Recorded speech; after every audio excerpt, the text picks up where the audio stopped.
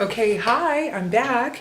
I hope that you've had a great first week. I had a fantastic time, in case you care, in Puerto Vallarta. It was wonderful, but when I came back, I got the flu. And so I've got my coffee, I've got my beanie on, it's freezing, or at least I feel cold. But I wanted to make another video for you. I got some good feedback that you like these, so I'm going to try to keep them up.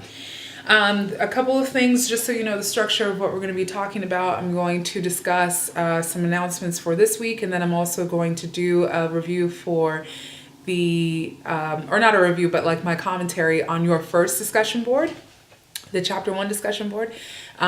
So, listen, watch this whole thing through, because I'm going to be doing some shout outs. You might hear your name, and so it's my commentary back to you. Okay, and I have my notes I'm referring to. Okay, first things first, the debate discussion board. What's going on? I haven't seen any posts, and it is now a Thursday, and that is really concerning. Are we confused about what the assignment is, or are we just putting it off, or I don't know what's happening with that. But, a debate's got to get going. So the form is now in a Q&A format. So you won't be able to see anyone else's post until you post. The good thing about this is that you'll be able to see all of the posts on one page, so you won't have to click the reply to this post. It'll just put the whole thing all on one page, so that's nice. But the other benefit of that is that you got to be creative now, because I'm giving 5 points of extra credit to the team that has who wins the debate. So you got to come up with creative kind of ways to defend your theory. You don't need to define what your hypothesis is. Instead, you need to use your hypothesis to explain why or defend why there are gender differences in crime. So, for example, you could bring up the increase in girl fights on YouTube. Do you watch those? World Star. But yeah, there are girl fights that, are usually being posted on online forums on YouTube, on Facebook, stuff like that. So if you have the masculinity hypothesis, you might say something like, well, the girls in these fights, they're physically really strong, and they are more muscular, and so that's why they're fighting. If you have the chivalry hypothesis, you could say, well, no, there are plenty of girls who fight physically. It's just there are plenty of girls who fight physically, and they're neither muscular or strong, so it doesn't have to do with them being more male. It's just girls will fight. You could also say, if you have the chivalry hypothesis, that girl fights are treated differently than male fights. And they're not considered as serious. In fact, they're called cat fights, and usually it's for like a form of entertainment. Whereas when men fight, it's considered something really serious. It's assault, it's those kinds of things. So basically, you can bring up any example you want to explain why your hypothesis is the better hypothesis to explain gender differences in crime. Hopefully that makes sense. If it doesn't, go to the Q&A discussion board. Did you see that? I put up a screencast. We have a Q&A discussion board. You can ask me that question. If you want more clarification, I will try to clarify it better. The other thing I wanted to bring up as well is make sure, and I think that this is going to be, I know, it's going to be a requirement that you post by Wednesday. I would like to be able to give you some feedback like halfway through the week, so that way you have the rest of the week to talk about things. I would have done it last Wednesday, but I was enjoying my life in Puerto Vallarta. But I will on Wednesdays do these kinds of videos. So if I don't have anything to post or to respond to, it makes these videos null and void. So make sure that you are posting in the discussion board. Get your first post up by Wednesday. Okay. MindTap. Let's get into MindTap. Have you registered for MindTap? If you haven't, I think you have till the 19th. You can access MindTap for free. After that, you have to pay for it. There were assignments that were due on Sunday on MindTap, and I saw that a few of you haven't done them yet. You have 1 week for late work. It will have a reduced point on it, but some points are better than no points. Yeah. And the other thing is that those assignments will be taken down on Sunday at midnight or 11:59 p.m. and then you won't have the opportunity to do them at all. So make sure that you are doing the assignments on MindTap. Make sure that you get those done. Okay, and then now into the Chapter 1 discussion board. Great job. I noticed that a lot of the posts came in on like Saturdays and Sundays. Let's get that first post in on Wednesday, remember? Okay, so nice job on the discussion board. As far as the point breakdown goes, you get 6 points for your initial response to the prompt and then 2 points for your responses to classmates, for a total of 10 points. Yeah, so let's get into my thoughts about it. Great stuff. It was so funny. There was a lot of people who want to legalize marijuana federally, and I was like, spoken like true Californians, right? California, we love our weed, so that was interesting. Cassandra Pasquale and Kimberly Bayardo, you both brought up criminalizing not voting. So making it illegal to not vote. I thought that was really interesting. And then also there were quite a few people who brought up making it illegal to charge $643 for parking at Cal State. I agree. It's ridiculous. Sorry, phone call. Angelina Vasquez. This was so great. You were saying that you would criminalize construction during rush hour traffic. Yes, I hear you. I don't understand why construction has to happen when, it's the busiest time of the day. Denise Aquino, I died when I read you would criminalize men in flip-flops and socks. It's just interesting. Marissa Quintanilla. I think that there was one other person too who said this, that they would make it legal to pee in public for women. That it's the lines in the women's restroom is so long, and so peeing in the public, it should be made legal. Brenda Molina,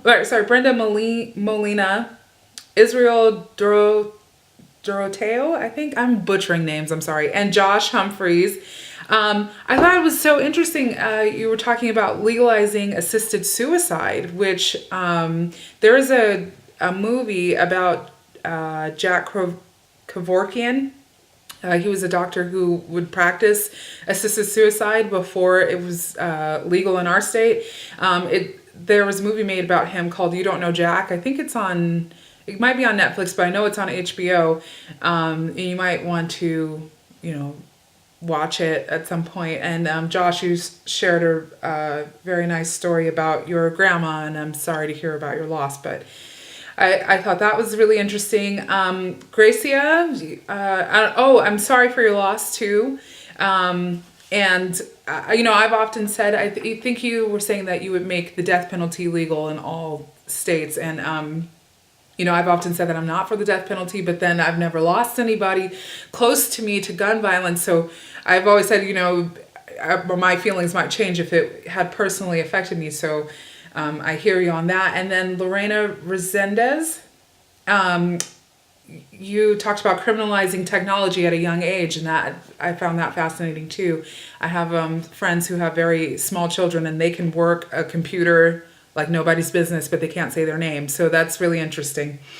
All of those were just some that stood out to me when I was looking at what you would criminalize, what you would decriminalize. Is just kind of interesting. Some feedback for everyone. Don't be afraid to give constructive feedback. It's nice when we all agree, and I saw a lot of that, like I agree with you and yes and whatever else. But I even tried to make the discussion board one where you would have to go in and like constructively criticize each other by saying what would be the downside to legalizing what you legalize, what would be the downside if you decriminalize what you decriminalize. And I saw that for the most part there was a little bit of avoidance of that. But I was thinking about, a lot of people said that they would legalize all drugs, guns. I even saw the criminalization of spitting out gum on the sidewalk, but think about how would that be enforced? Who would that affect? Are we going to start locking up 8-year-olds? Are we going to start fining them? They're most likely to spit their gum out on the, seat or spit their gum out on the sidewalk or wherever else. Would gum stop being made? How would that affect gum companies?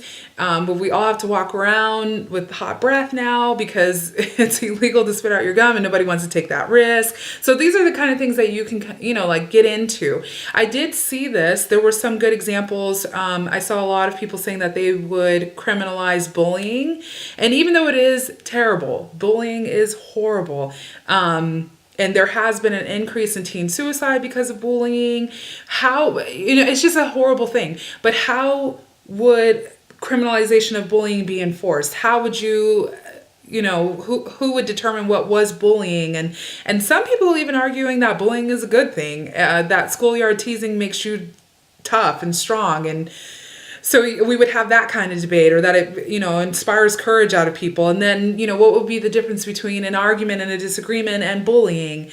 I did see Tate Oligny and Angelina Vasquez brought up these points in their response to Yomira Zamora, so that was great. Other great examples of students who were able to say hey, well, what would happen if you did thus and so? George Flores to Amanda Castro, Alejandro Zavala to Ulysses Hernandez, Gabriela Guzman to Kayla Irving. The conversation in Erica P's thread that included David Taylor, Brittany Burke, Kimberly Bayardo, Sydney Knudsen, and Jocelyn Mancia. That was awesome.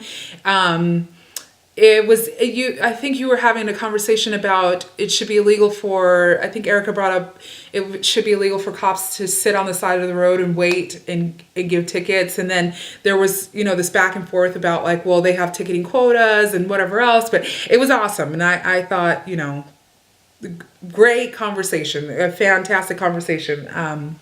So if you are not in that thread, you could check out Erica. I can't say her last name, Erica. I'm so sorry, but it starts with a P. Check out her thread and look at their conversation, and it was really great. Thank you to Hiroko Yamazaki Lankheat for responding to classmates who responded to your thread. And the conversation that you and your classmates had, it was Marissa Quintanilla, Josh Humphreys, Anna Gutierrez, Cynthia Vargas, and Jasmine Mata regarding prostitution was amazing. And also Josh, again, sorry for your loss, but you did a nice job too of responding to classmates who responded to your post. So Josh and Hiroko were the only two students I saw that did that, but I think that that's great. I don't want you to come into these discussion posts and just post in a vacuum. You're just throwing information out there and not having interaction. These are really to be interactive. So responding to a classmate who's responded to you and having that back and forth conversation, it really, it makes, that's the purpose. That's what I like to see. That's what I'm looking for. So very lovely conversation between you and Hiroko about assisted suicide. It was really great. But yeah, and the other feedback that I had about the discussion boards are, be sure to respond to the prompt completely. I was pretty lenient because this is the first discussion board, but I noticed that there were some of you who only talked about what you would criminalize or only talked about what you would legalize. Make sure that you are responding to the full prompt. And the other thing too, when you're responding to your classmates, I agree, or that's so funny. I gave points, but that's not what I'm looking for. Especially, I really gave direction for how you were supposed to respond to your classmates. Letting them know what would be the consequences of legalizing or decriminalizing something. So make sure that you follow through with that. I may not always have that kind of direction when it comes to the responses. So make sure that you are, having conversation. Look at this as what we would do in class if you were in a classroom. You want to have a back and forth. You don't want to just be, giving out your ideas. You also need response and feedback so you could take that in. So I really strongly suggest that you subscribe to your, to the forum, so that way you can hear what's coming back at you. I think it might also be easier. I'm probably going to switch up the way that our forums are set up so that you can see all of the posts on one, so that way you don't have to like click in and out. So yeah, and I'm learning, right? As Cougar courses with the change and everything, it was already kind of crazy beforehand, and now it's crazy with the changes. So we're getting through it. We're knocking out kinks. I believe that's all I had for you for this first week. I'm looking forward to the discussion board debate.